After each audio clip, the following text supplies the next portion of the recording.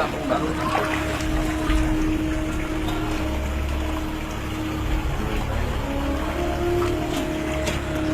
Kalau terang baru ketahuan.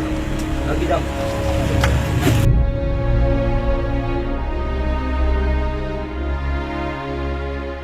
Hujan deras yang mengguyur kota Jakarta beberapa hari terakhir ini membuat sejumlah wilayah di ibu kota tercinta terendam banjir. Hal ini sudah tentu membuat petugas penanganan prasarana dan sarana umum atau yang lebih populer disebut pasukan oranye kerja keras untuk mengurai penyebab terjadinya banjir. Dan masyarakat pun dibuat tercengang juga iba saat di media sosial beredar video ketika salah satu pasukan oranye yang nekat masuk ke dalam gorong-gorong air yang berwarna hitam pekat di kawasan Menteng, Jakarta Pusat pada 21 Februari kemarin. Sontak, video ini pun langsung menjadi viral dan telah ditonton jutaan kali oleh masyarakat. Selidik punya selidik, orang yang memiliki nyali besar itu bernama Dadan Wiradana, pasukan oranye yang berasal dari wilayah Kelurahan Gondang Dia, Jakarta Pusat. Lantas, apa alasan Dadan yang nekat menceburkan dirinya ke dalam gorong-gorong sedalam hampir 2 meter itu dengan air yang berwarna hitam pekat?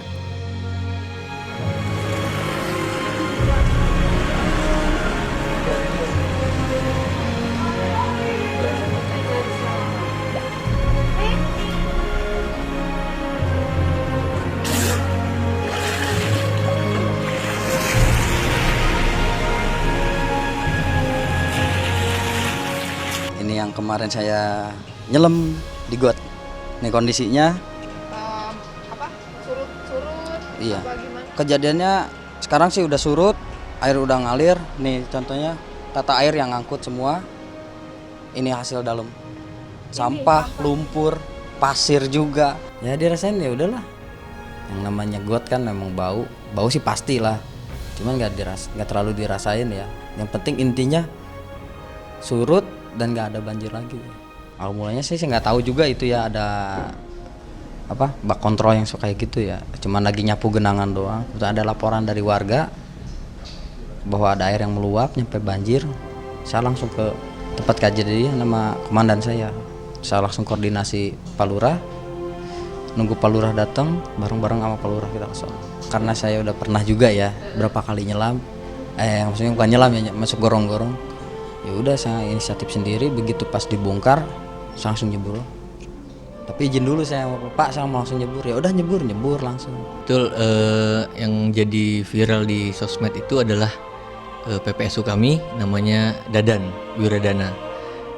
Kejadiannya di Jalan Teresia, Jalan Lombok. Pada saat itu terjadi genangan yang menurut kami butuh penanganan segera. Bagus sih, selama ini oke kok. Sangat luar biasa ibaratnya gitu. Mau berkorban itu kan sangat luar biasa banget.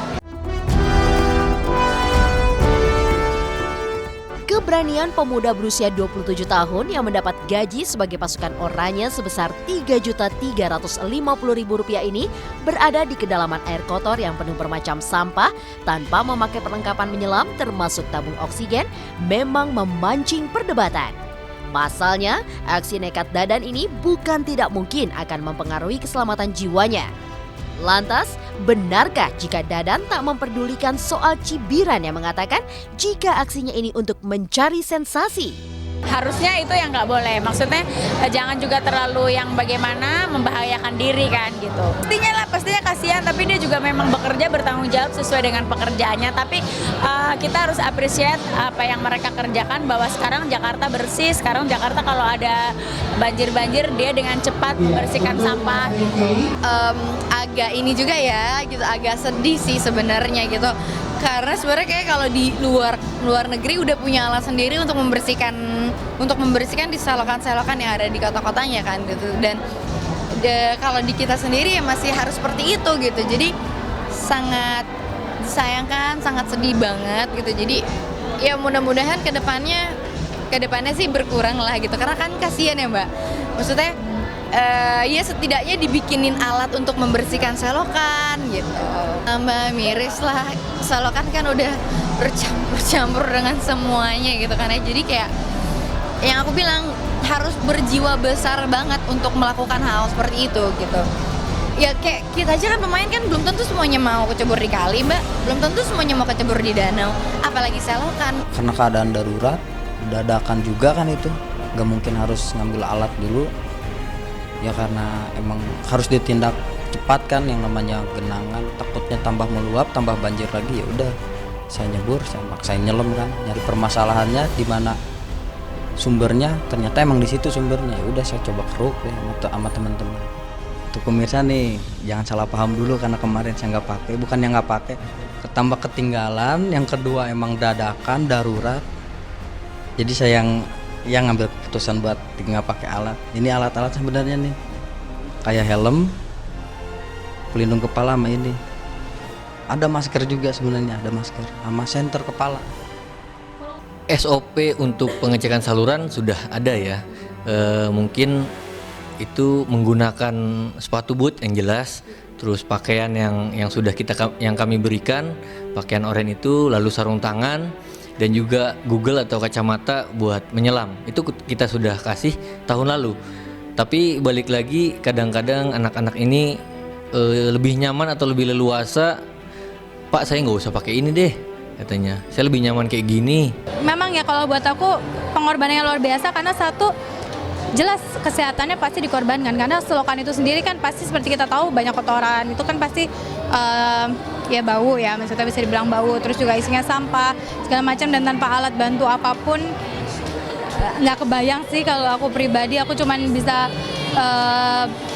berterima kasih. Tenangnya ada, minder ada, malu aja, takutnya juga ada.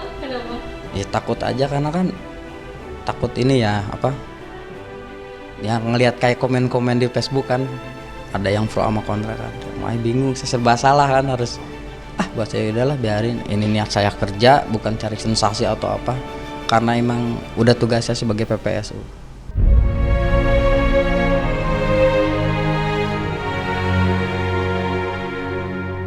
Jakarta kebanjiran. Banjir memang menjadi musuh bagi sebagian masyarakat kota Jakarta. Masih banyaknya wilayah yang terendam banjir membuat pemilik Goyang Patah-Patah Anissa Bahar tergerak untuk menengok korban banjir di kawasan Cililitan, Jakarta Timur. Walau air banjir dari Sungai Ciliwung telah surut, setidaknya Anissa masih prihatin melihat rumah warga yang masih dipenuhi lumpur. Halo semuanya pemirsa, ini saya sekarang lagi berada di Cililitan, tepatnya di belakang mall. Ini aku lagi kunjungin lokasi bekas banjir kemarin dan sangat memprihatinkan karena banjirnya itu, lumpurnya itu sampai masuk ke rumah, dan aku sama teman-teman artis kita mengumpulkan dana untuk bisa membantu mereka. Yuk kita lihat ya, mau lihat kan bagaimana. Kenapa aku bilang ini sampai tinggi banget? Karena terbukti dengan, boleh nanti teman-teman lihat pohon itu lumpur semua. Lumpur sampai di atas. Ya, pohon ya. Sampai di daun itu ada lumpur. Jadi aku bilang memang sampai tinggi banget. Iya, rumah pun juga ini bekas lumpur-lumpur rumah ini. Sampai atas ya Bu. Ya, jadi rumah ini sendiri udah nggak dipakai. Dipakai kan. Aku percaya sampai ke plafon karena pohon ini pun kena lumpur, daun-daun di pohon sampai ini kena lumpur ya. Karena nggak mungkin kalau misalnya nggak sampai tinggi banget, daun ini kan lumayan tinggi segini, kena lumpur juga. Nah, sekarang sih airnya udah surut ya, Mas. Bisa dilihat ya, airnya udah surut. Harus penanganan khusus. Tapi kita lihat tadi kan seperti saya kasih lihat tadi kan banyak rumah-rumah yang udah lumpurnya tuh masuk. Sekarang kita ke sini ya. Kita lumpurnya. Lumpurnya sampai ke sini, Bang. Makanya hancur, rumahnya hancur. Makanya aku nih pengen pemerintah bisa konsen ngurusin ini. Ini kan Jakarta kan. Iya, harus. Terjadi musibah kayak gini, kalian sekolahnya bagaimana? Kalau saya yang muter pagi-pagi muter lewat Al-Hawi yang tapi kalau baju kayak buku itu udah disiapin kan, udah dinaikin kan. Tapi pernah nggak kalau misalnya mendadak banget kalian nggak tahu rumahnya udah basah terus semuanya kebanjiran? Pernah. Malam-malam pada lagi tidur terus tahu airnya naik tuh. Terus kalau kayak gitu gimana, nggak sekolah dong? Enggak. Tapi sekarang kalau yang sekarang ini bisa sekolah kan? Bisa. Alhamdulillah masih bisa sekolah pemirsa. Banjir memang tak bisa dihindari begitu saja, selama kesadaran masyarakat untuk bisa menjaga lingkungannya tidak ada.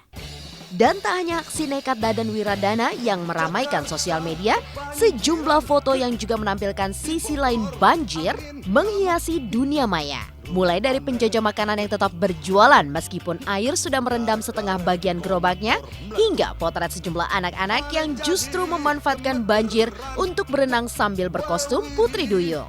Lantas seperti apa kenangan sejumlah selebriti saat mereka pernah kebanjiran? Kalau misalkan kayak ngelihat yang banjir sangat sedih banget gitu ya. Turut prihatin sekali. Tapi kalau misalnya ada duyung-duyungan gitu jadi satu momen yang memang berharga banget, apalagi anak-anak gitu. Jangankan mereka, dulu pun waktu masih kecil di rumah mamaku dulu sering banjir dan kita senang main banjir gitu. Jadi ya why not kalau misalkan emang mereka masih pada senang main banjir, cuman yang pasti itu jaga kebersihan karena kan takutnya kan kalau habis banjir surut sampah di mana-mana gitu kan. Kalau yang namanya anak-anak sih banjir dibawa happy ya pasti ya gitu. Kita aja aku dulu waktu kecil suka tiba-tiba nyebur kalau sawahnya banjir gitu, nggak mikir ntar ada ular, ada apa gitu kan, belum parnoan. Kalau sekarang udah parno gitu kan, nggak mikir kotor, nggak mikir sakit, pulang-pulang udah baju coklat-coklat semua yang gitu kan. Jadi kalau untuk anak-anak sih mereka selalu mencari cara untuk tetap happy ya, untuk bahagia gitu. Cuman ya emang kalau kita sebagai yang lebih dewasa pasti akan berpikir, aduh sakit nanti atau ya macem-macem lah ya. Kita kan nggak tahu lagi banjir tiba-tiba ada hewan binatang apa gitu yang bisa tiba-tiba nyasar. Itu aja sih kalau buat kita yang udah dewasa. Itu bener-bener sampai pakai ekor duyung gitu ya udah serasa lah ya mungkin, tapi di satu sisi ya happy karena mereka tetap bisa dibikin happy aja gitu loh Mas. Ayo bersihin got.